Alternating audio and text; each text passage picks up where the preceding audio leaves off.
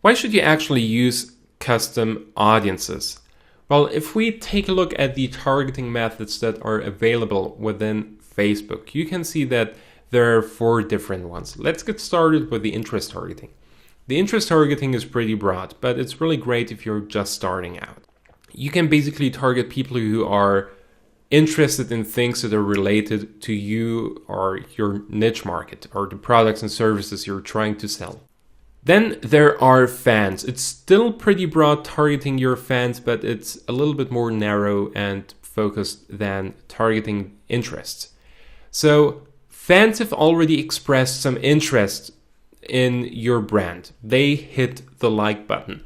And these are already the folks who will probably buy your products, your services, read your content, and just engage with you.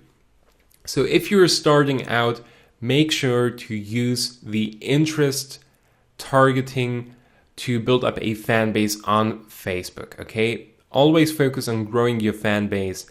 It's not the ultimate goal to have a big fan base because, as we will see in a moment, there's more valuable data that you can use on Facebook, but it's still a great starting point to get some great social proof and to get the ball rolling. Then there is something called lookalike audiences. Well, what are lookalike audiences? Lookalike audiences are basically people who are similar to your existing customers. So if you have a certain customer segment on Facebook, you can basically duplicate that customer segment and you will just be able to reach out more people. We will cover lookalike audiences later down the road. But bottom line, these are not your customers or your website visitors or your fans or the people who converted on a product on an email list, but they are similar. And then there's custom audiences.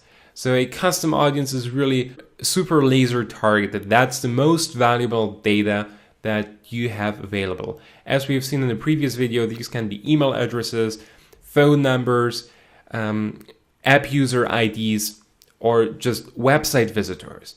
So these are really people who engage with your brand in a very specific way. And that's why you should always start focusing on custom audiences. If you're starting out on Facebook, if you already have any of that data, start out with custom audiences. If that custom audience is a little bit too narrow, then we will see later down the road, we will just leverage that and duplicate it and create a lookalike audience.